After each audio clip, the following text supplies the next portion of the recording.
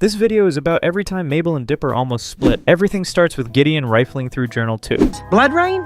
Ew, that's not my suit. No, thank you. Classic. But while the pint-sized villain hunts for a power play, real danger brews inside the shack's living room. Dipper and Mabel perched on the couch, scoreboard in hand, and Mabel already down 85-0. Little guide to Black Space 9. It's a pawn, that's not your color, and stop stealing the tiny horses. Checkmate indeed. The doorbell stunt with fake sweepstakes reminds us Gideon's forever scheming, yet the moment fades as we zoom into the twins' actual beef. Height. Sue's measures discovers a microscopic gap. Yep, she's got exactly 1 millimeter on you. You can practically smell Dipper's ego sizzling. 1 millimeter isn't even a grain of rice, but to a 12-year-old who catalogs every win, it's Everest. Hey, don't get short with your sister. Someone revoke his pun license. Laughter snowballs.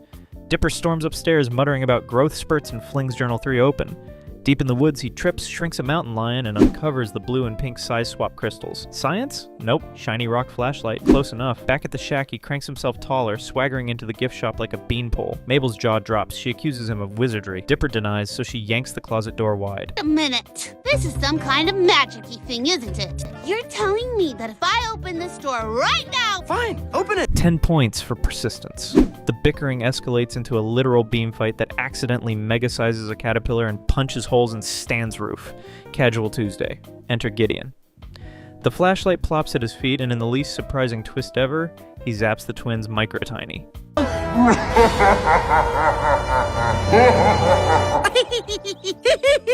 Can someone get this child a hobby? Jarred on his dresser, Mabel faces gummy koala bribery while Gideon interrogates Dipper about Journal 3.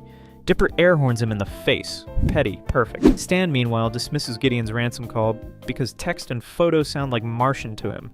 Gideon pivots, shrink Stan, steal the shack, call it a day. He leaves Cheekums the hamster to guard the 2-inch prisoners. Dipper pokes the fluff ball with a Q-tip, because that's heroic at 2 inches tall. The jailbreak involves rappelling down Gideon's hair, hitching a ride on a giant inflatable discount dollar, and tailing his bus like dollar store spies. Mid-flight, Mabel still teases, so Dipper aims for a rooftop wire. Gravity, undefeated. They crash land seconds before Gideon arrives. Mabel sacrifices a gummy koala to distract him. He drops the flashlight to fix his perfect hair. Twins pounce, but pause to argue who gets restored first. You're the one who keeps calling me names and stuff. Oh, what? You mean like little... Don't say it. Little Dipper. Title drop plus burn, double damage. Their squabble literally hands the villain victory. Shrunk and bottled with Sue's, they finally talk. Mabel hands over the tally notebook, 85-0 still stings. I guess I finally felt like I was winning at something for once. Now I feel like a big jerk. Oof, right in the feels. Dipper owns his smug streak. They fist bump peace. Humility achieved? We'll see. Final showdown in the mirror maze. Gideon's beams ricochet, shrinking a moose head instead of Stan. Tiny twins scurry through his jacket, deploy the oldest weapon, Tickles, and reduce Gideon to a wheezing heap. Stan kicks the kid out like a curling stone. Come on, you'll get me one of these days. Maybe, run your evil plan by some friends next time, huh? Workshop it. The flashlight restores sibling and ceiling height. Dipper lets Mabel keep her extra millimeter. Aw, thanks, little brother. Stop it. Some habits die hard. They stomp the crystal to dust, but glue duty looms for the wrecked roof, and Seuss, surrounded by mirror shards spelling "Help Seuss," whimpers for rescue. Relatable verdict: 1 millimeter, 1 magic flashlight, and 1 Gideon tantrum almost tore the Pines Pact apart, yet the real growth spurt was emotional. At least this time they learned perspective. Gravity Falls bargain bin carnival is barely upright. Dipper limps in from a busted Skytram, and Stan waves forged safety stickers. Uncle Stan, is that legal? When there's no cops around, anything's legal. Ah, the Pines family motto. Mabel's busy spotting cotton candy romance between her brother and Wendy until Robbie swaggers over. Dipper panics. Keep Wendy away from Guitar Goth at any cost. Seconds later, Destiny oinks. Mabel locks eyes with a runt who literally squeals. He said Mabel! Either that or doorbell. Did you say Mabel or doorbell? Close enough. Guess the weight is rigged for hams, yet she nails 15 pounds? Scoops up her soulmate and names him Waddles. Paradise. For 10 minutes. Meanwhile, Dipper's single baseball toss ricochets into Wendy's eye. Robbie swoops with a snow cone ice pack. Yeah, I was just here in the right place at the right time. Smooth on the syrup, dude. You wanted to go out with me? Yeah, I guess so. That shrug guts Dipper harder than the popped heart-shaped balloon behind him. Cue despair until the twins spot Blendin, a bald technician wearing a disappearing tape measure. No! Who Who told you that? Memory wipe! Great security. Realizing the gadget is a portable time machine, Dipper grabs it. One rewind, one perfect throw, Wendy saved, Robbie erased. Simple. They jump back, Mabel immediately re-wins Waddles. If and you could guess 15 pounds! And yeah, I am a witch! The crowd starts torch shopping. Dipper repeats his toss, and still nails Wendy's eyeball. Loop after loop the universe rubber bands. Every path funnels Wendy into Robbie's arms, while Waddles waddles safely into Mabel's. It's like there's one variable missing. What's a variable? That's it! Mabel just feeds her pig caramel apples and hums victory jingles. On try number 637, roughly, Dipper needs Mabel's help to recalculate angles. The new Rube Goldberg throw banks off wind gauges, clocks Stan's dunk tank target, then sweeps bottles clean without grazing Wendy. Triumph. Robbie slinks off, hoodie of shame engaged. Dipper slides into the tunnel of love and corn dogs with Wendy, heart fireworks cued. Problem. Pacifica Northwest saw Waddles' flyer during the delay and legally snagged him. Mabel storms back pigless, shrieking a 30-second scream that reverbs across Gravity Falls. She begs another jump. Dipper refuses. In any other timeline, Wendy ends up going out with Robbie. I can't mess this day up again.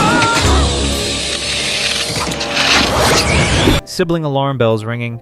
Tug of war yanks the device, flinging them across centuries. Pioneer Oregon, dinosaur lunches, apocalyptic time baby future. Temporal whiplash escalates into Mabel's comedic rebellion. Mabel, we can't start messing with the past. Oh, says the guy who messed with the past all day and cost me my pig?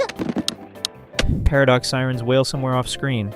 They crash back to the fair's porta potty, present-ish, where the timeline finally grants both pig and panda duck, but Pacifica still drags Waddles away. Mabel cracks, headbutting a totem pole on infinite repeat. Dipper time skips a day, a week, a month. Future Mabel stands moss-covered. And if you look to your left, you'll see miserable Mabel, the girl who went bonkers after her dreams were shattered by some heartless jerk. That's the gut punch. Dipper surrenders, resets the throw, whacks Wendy again, and lets Destiny pair her with Robbie so Mabel can keep her pig. I couldn't break your heart, Mabel. In the background, Blendon is arrested by time paradox agents for the anomalies they caused, ironically blaming the leader, Waddles. Stan finally gets dunked by a laser cop. Robbie's pants shrink in boiling water, courtesy of pig sabotage. Order, more or less, is restored. Dipper rewound time a dozen ways to score a date, but watching Mabel's spiral showed him which timeline actually mattered. Sometimes the universe screams, choose your sister, or get eaten by a dinosaur. At least this time he listened. Gravity Falls Library, 9 a.m. The twins chant as Seuss's resurrected laptop finally boots. It worked! A cosmic drum roll, then... Of course! No sweat, right? Until a crooning puppeteer named Gabe Sachets past the stacks singing, All my life I've been dreaming of a love that's right for me. Instant hard eyes alert. Mabel's laser focus melts faster than a gummy chair in the sun. Dipper cracks open a cryptology tome. 7.2 million 8-letter words, piece of cake. But his partner in mystery has skated off to flirt. She reskids back 2 minutes later, panic whispering, How hard do you think it would be to write and compose a sock puppet rock opera with lights, original music, and live pyrotechnics by Friday? Spoiler, very. Dipper agrees to help for just a couple days if she'll return to laptop duty afterward. They high-five on it because sibling contracts are ironclad-ish. Cue montage. Mabel hot glue gunning googly eyes while Dipper types passwords like password, Mabel rocks, and Mabel is useless. The laptop beeps wrong every time. Stan walks past the living room swarm of puppets and shrugs. Not even gonna ask. Wendy, lob-rolling sock fluff, tells Dipper, Come on, Dipper. You just gotta roll with Mabel's craziness. It's what makes life worth living. Great, except his eyelids now resemble bruised peaches from all-night code cracking. At 2 a.m., the beep wrong finally breaks him. Who would know about secret codes? And the moon literally blinks. Enter Triangle Demon Bill Cipher, dangling a deal. I only asked for a small Favor? I'd never do a favor for you. Don't forget who defeated you last time. Until the laptop flashes data erase in 5 minutes. Bill's clock eye ticks. Mabel's off rehearsing. Dipper's sacrifice meter spikes. He shakes Bill's flaming hand and asking which puppet the demon wants. Let's see. Eeny, meeny, miny. Some fine print would have helped. Flash, Dipper's soul yanks out like a dollar store tissue. Bill inhabits the body, cackling. Woo! Woo! Pain is hilarious. And 2 eyes? This thing's deluxe. And immediately stomps the laptop to pieces. Ghost Dipper watches, horrified, as Bipper slams a drawer on his own arm just to feel something. Mabel zips by, borrowing Journal 3 for a wedding prop. Bill grins. perfect. Mabel's play, Glove Story, a sock opera, actually slaps. Laser-eyed war octopus, Bowie-era candy on synth, waddles ring bearer. In the wings, Bill, dressed as a reverend, begs Grenda for the book-stuffed wedding cake. Ghost Dipper, powerless, possesses a discarded sock puppet. Mabel, it's me, Dipper. You need to help me. She nearly faints, then begs him to cover her next number so she can rescue the journal. Priorities: Dude Crush versus Brother's Immortal Soul. Act 2, Puppet Dipper lip-syncs a power ballad, while Mabel dangles from the rafters, wrestling the cake rope. Bill corners her. Give me the book or your play is ruined! Mabel hesitates, then remembers who always sacrifices for her. She drops the cake and herself on stage. She unleashes the trifecta: tickle attack, lack of sleep wobble, and 4 mega shots of Mabel juice. A blender cocktail of candy glitter and possibly motor oil. Bipper's knees jelly. Curse you, useless flesh sticks! Body shutting down! Soul snap. Bill pops out, vows cryptic revenge, and accidentally rockets himself atop the show's fireworks box. K-boom. Flaming Grunkle stand puppet sail glides through Ave Maria. The audience, dodging debris, boos and evacuates. Gabe clutching soot-stained marionette's size. Don't speak to me, Mabel. You've made a mockery of my art form. Let's go, my loves. Candy sprints after him, screaming Korean confessions of love.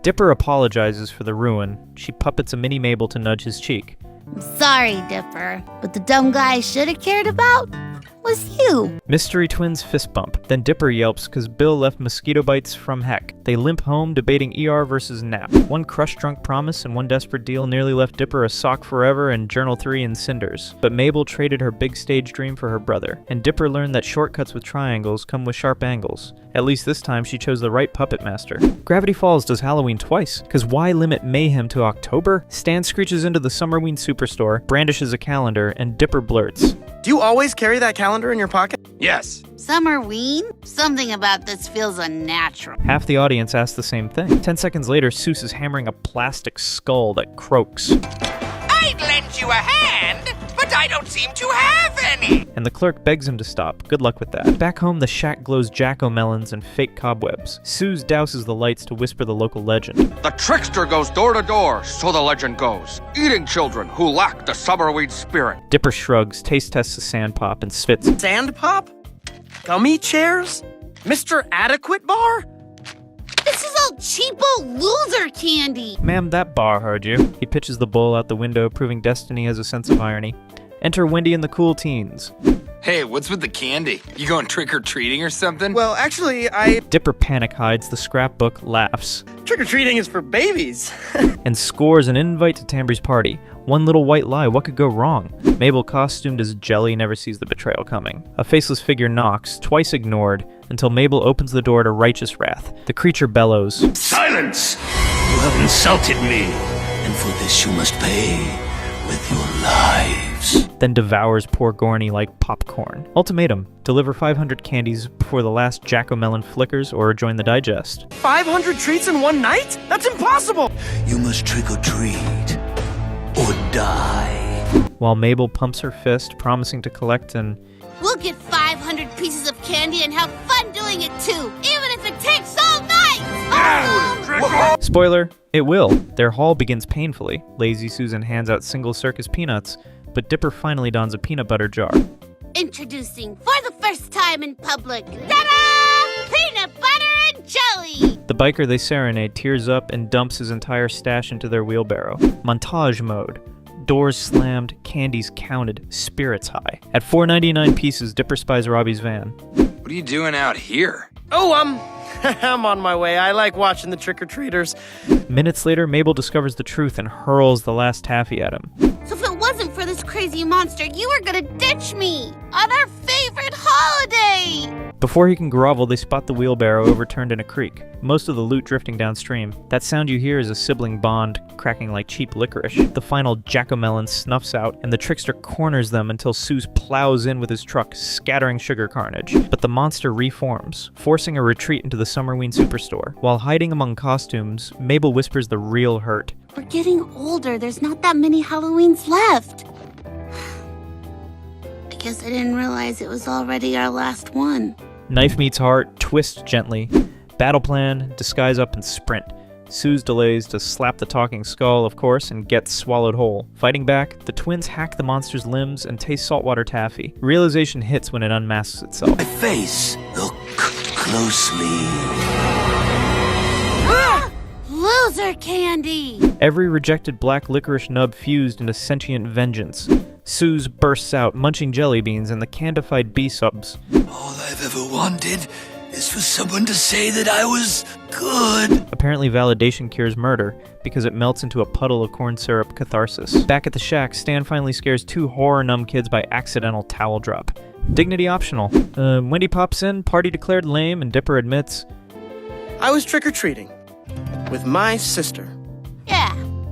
Mabel grins through a bandage, Hall recovered courtesy of Stan's pilfering, and everyone devours candy under a bad B-movie's glow. One night, one lie, and a pile of disgruntled confections nearly ghosted a lifetime tradition, but Dipper chose jelly over teenage clout just in time. Growing up is inevitable, ditching Summerween spirit, optional. Before you jet, spill it in the comments. Which "we're so done" moment hit you hardest? I'm restocking tissues, and maybe friendship bracelets based on your votes. Tap like, punch subscribe, and gear up for the next heartstring tug of war.